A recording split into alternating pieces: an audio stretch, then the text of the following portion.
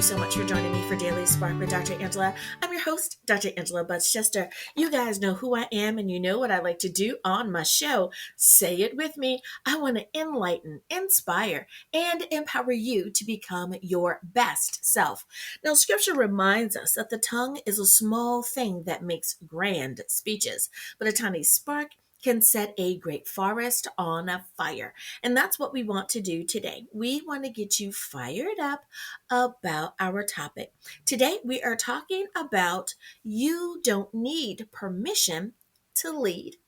So, you know what I'm going to tell you to do? Go on, get comfy, get cozy, get your coffee or get your tea, because we are about to get started. Hello, everyone, and thank you so much for joining me for Daily Spark with Dr. Angela. Today, we are talking about you don't need permission to be a leader. If you feel that you have been called to lead, then yes, you already have permission to do so. And how do we know? Jeremiah chapter 1, verses 7 through 8 is our foundation. Do not say, I am too young. You must go to everyone I send to you. Do not be afraid, for I am with you. Welcome to this thought leader perspective of leadership today on Daily Spark with Dr. Angela. This is where we are going to sharpen the visionary edge of your calling today. Today is where we step boldly into the purpose that you have been called to without apology. Today's message, you don't need permission to lead, is based again on Jeremiah chapter 1, verse 7 through 8. But the Lord said to me, do not say, I am too young. You must go to everyone I send you to and say, whatever I command you. Do not be afraid, for I am with you. God never waited for the world to co-sign someone that he had already called. So if you've been waiting for a title, perhaps you're waiting for the perfect platform, or you're waiting for that pat on the back to start walking in your leadership. Today, we're canceling that delay. Today, I want to remind you, you are already endorsed by heaven. So, you've been called, but you're not sure if what you have to say is necessary. Let's talk about leadership. Not from the position of striving, but from a place of spiritual assignment. God didn't choose to God didn't choose based on someone's resume. God has never said, I'm taking applications. Please bring your CVs with you. No, He chose you based on your readiness of heart. Here's what leaders often forget. You don't have to feel ready to be chosen. Leadership isn't about popularity, it's about responsibility. Waiting for permission often becomes the excuse not to move at all. Let's take a little bit of a closer look at that, if you shall. You don't have to feel ready to be chosen. If God was waiting for us to feel ready, how many humans would truly feel ready? Out of 100 people, perhaps 5 would feel ready at any given moment. Now, sure, I know what you're saying. You're raising your hand and saying, yes, I feel ready right now. Yes, perhaps you are a natural born leader and you are already walking in your calling. But so many people are not, but yet they've still been chosen for the task. Leadership isn't about popularity, it's about responsibility. Now, there are many leaders who are also popular, but there are also leaders that aren't so popular, but they're still great leaders. Many times, being the leader means that you don't get to do the fun stuff because you have to do the sensible stuff, the responsible stuff, the accountability stuff.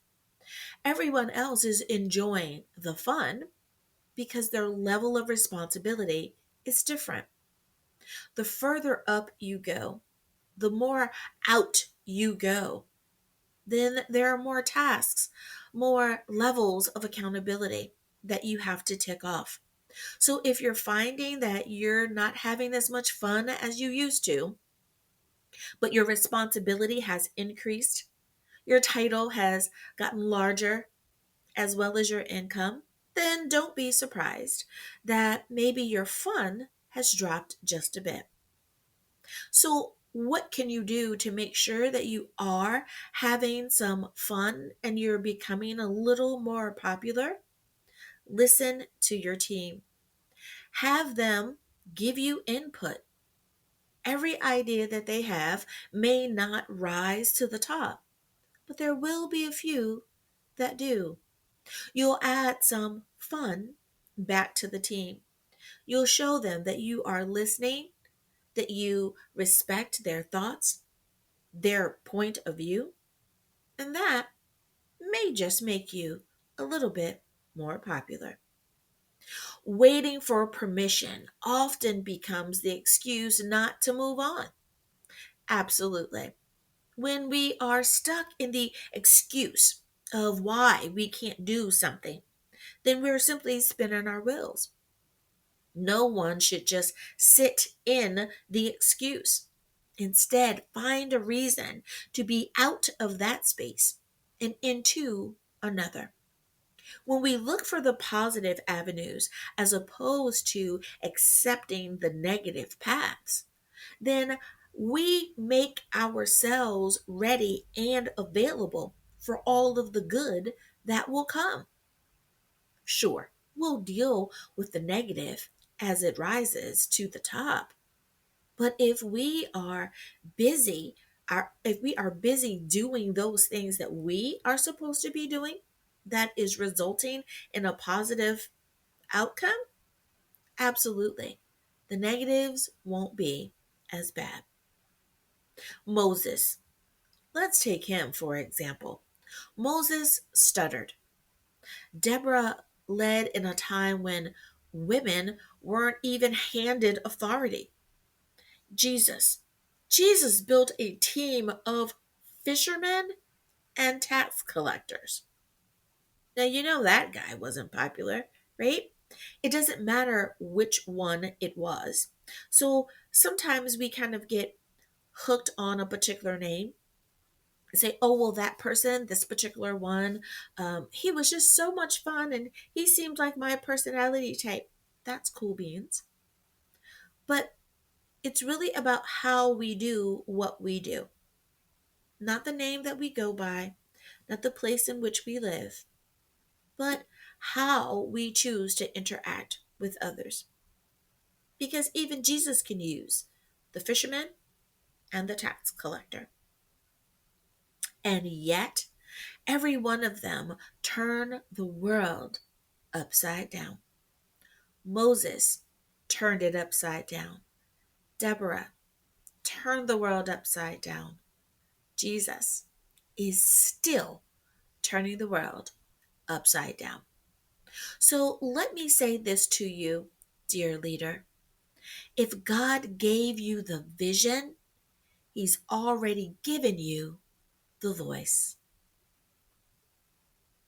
Well, everyone, it is time for us to take a very short break, but don't you worry. When we get back, we will continue this conversation. We'll be back right after this.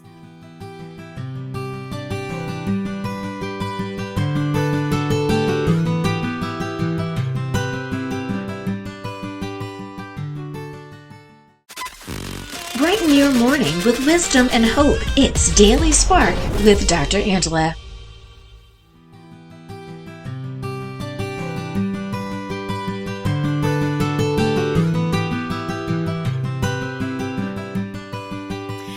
And we are back. Thank you so much for joining me for Daily Spark with Dr. Angela. I'm your host, Dr. Angela Butchchester. Today we are talking about the fact that you don't need permission to lead.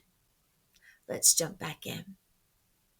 So, what do you as a leader have to do to make sure that you're stepping into your leadership role? What you lead doesn't have to look like the way others lead. You have been called to be your authentic self.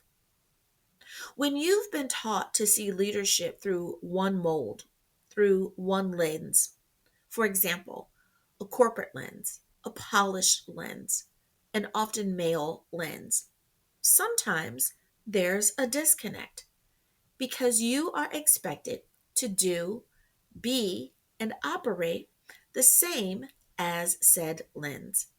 But we are all unique and different. As we each have different fingerprints to identify who we are, so is our leadership style. Well, there might be some things that overlap, sure, but you are the only one who thinks the way you do. Are there some bits and pieces that overlap? Sure, of course they do. But you are the only one that God has given this particular vision to. So you are the one that must start the race. You are the one that must bring it to fruition. Your lane has been marked just for you. So perhaps your lane is for building family culture with intention. Far too many times we take for granted those things that we have inherited, those things that come with the trust, those things that we will be stepping into. Sure, it's hard to fill someone else's shoes, but many times, if that person has handed the baton to us while they are still alive, that too means that they are confirming what God has been telling you all along. You are ready to take the baton. Or perhaps it's shepherding a small business that has deep impact. Far too often, people feel as though just because you are a one room office, that you aren't having a multi room impact. Small business is only called small because of certain categories. It doesn't mean that you aren't making a big impact. So if you are working from your home, if you have a small office, or perhaps you've converted your guest house or your garage into your office, no matter the size, if you have one employee, 100 employees, or you are the employee, you are making a difference. Shepherding a small business with deep impact means that you are touching community. It means that you are doing what needs to be done for your niche. Are you assisting women, girls, the homeless, athletes, those that are a part of the STEM community? Are you assisting rural farmers? Are you helping those that live in disadvantaged neighborhoods? Or perhaps you are assisting those that are talented and gifted and live in a metropolitan area. Do you see what I'm saying? The possibilities are endless, but each voice that helps in that way is so important. Perhaps what you've been called to do is to lead in the way of philanthropy. Now, I know many times we think that in order to be a philanthropist, you must have donated $10 million in a year. Well, I hate to tell you, but everyone who starts off has started off small for them. Now, if you were born into a billionaire family, and your first donation was $100,000, that was probably small for you. If you were born into a family that collectively the household income is $100,000 and you gave $500, perhaps that was small for you. You see where I'm going here. If it is just you and there is a cause that you support and champion for whatever reason, and you've determined that you want to help that cause, if you invite 2 people, 20 people, 200 people, whatever money you raise, that organization, association, that charity is going to be grateful for your work. So, be it that it is $2 or $20 million, being a philanthropist might be your calling. It might be a way that you are making a positive change in the world. It doesn't matter how big or how small. Step up, step in to your leadership role. Perhaps you've been called to a prayer group, a nonprofit, a creative community, or even an online ministry. In the world today, it is so easy for us to connect with our global community. Each one of us can do a something that helps our neighbor.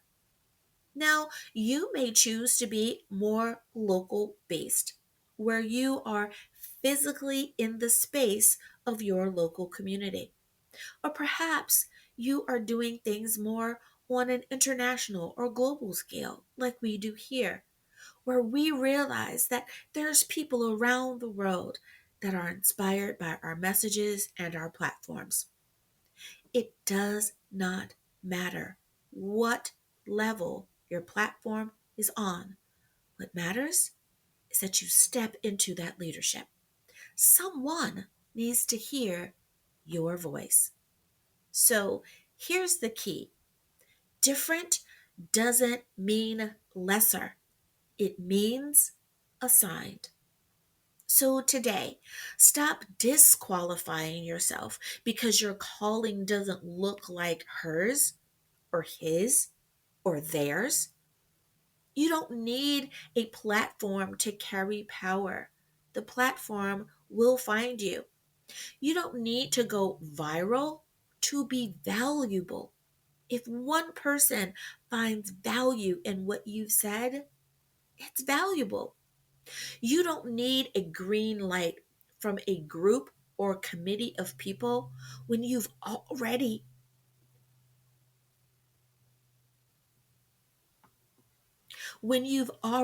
gotten the go ahead from God. The call on your life is not pending, it's active. So, here's one thing that I would like for you to do, and that is change your thought process. We're going to shift the paradigm just a bit. Now, we always know in the back of our minds that what we think about is what happens. So, where the energy goes is what grows. You give power to the negative gets more powerful. Do you give more power to your positive thoughts? If not, you should, because what happens? Those positive thoughts become more powerful. Now, I know people have a tendency to say, well, that means that you're delusional. You're lying to yourself. Are you? Are you? That's my question for you. Are you? Because it's about perspective. For every big company, for every big designer, for every big maker, producer that you purchase a product or service from, at one point, they were sitting with their thoughts, with the vision of what they thought could be, with the vision of what they knew should be, with the thought of what they wanted to make happen. Every single thing in this world started with a thought, and then it was spoken, and then it became. The same way that we find in the book of Genesis.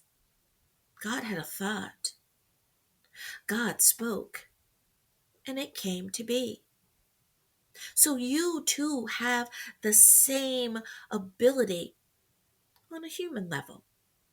Are you thinking about changing something in your life? Let's give a very personal example. At some point, you've looked around the room in your home and you've said, I think I want to paint the walls. I think I want a new sofa. I think over there needs a new couch. Perhaps here we need a new rug. So on and so forth, right? And what happened? You went and you found said item. You did said thing. You painted the walls. You got a new rug. You swapped out that old couch for a new couch, right? And now you look around the room and you see it the way that you saw it in your head, the way that you envisioned the room to be. Well, the same is true when it comes to leadership. You have a thought of how the team should operate, how the business, the organization, the community should be run. And you work diligently to make that happen. So I want you to step into rooms knowing that your voice belongs there. I want you to step into conversations knowing that your presence carries weight. I want for you to step into this season of knowing that your leadership starts with obedience, not applause. The majority of the things that we do in life, the world may never know about them all. About your start, about the humble beginnings, about how you determined that every day at whatever hour you were going to get up and do that thing. That was the motivator, the catalyst for you to get going. That thing that kept you fired up and ready to roll.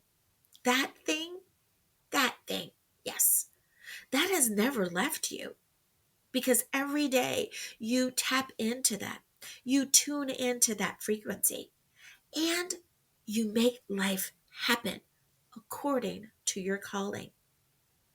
Now, I realize that there are great and amazing people around the world, and every day they are doing something that makes the world a better place. They're no different than you, they're no better than you. You too are an amazing person, and it's time for you to tap in and join the community of those that are working to make the world the best place that it can be. And if no one ever tells you, I want to tell you now, it's your time. It's your time. You did not find this particular episode by happenstance. You're not listening to the radio just to be listening. Oh no, today was not just a one off. Today was on purpose. You were supposed to hear these words because it's go time. Yep, it's go time. You feel it, don't you? Yep, it's time. So let's make it happen. And if you want to know what is the first thing you do, you stand up and you say, I'm ready. Make the plan. Walk in your plan. Make it happen according to the vision that God has given you. So I want to say thank you so much for joining me today and spending some time with me today. I realize that every time I am given the opportunity to be on radio, that the words I say matter because you, my dear Sparker, are listening. You are being the catalyst for someone else, and you may not even know it. So often, our young people, they're watching. They may not say a whole lot. In fact, they may even act a little irritated that you caught them watching. But know that they are observing what we do. They don't want us to just talk a good game. They want us to be about the plan. If we say we're going to do something, do it. If you're not sure when the time to do it is, say that as well. But make sure you're staying honest and authentic about what you're doing. Now, if you are looking for that motivation, look in the mirror. Do it for yourself. Do it for your parents, your siblings. Do it for that coworker that made a difference in your life, for your mentor, for that professor that believed in you, that helped you, assisted you, for that neighbor that used to always wave and for whatever reason that inspired you. Do it for that story that you just saw on the news the other day because no one else stepped up, but it would be easy for you. Do it because deep down in your bones, you feel that now is the time. So I'll see you back here, same channel, same time, and I hope that you will be just as excited about your tomorrow as you are today. And I hope that today gives you, blesses you with all that is owed to you. So until then, I want to remind you to walk boldly.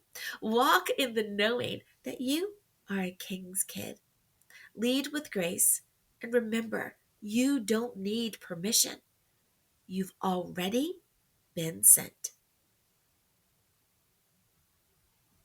Thank you, everyone, for spending time with me here today on Daily Spark with Dr. Angela. I hope that I have once again enlightened, inspired, and empowered you.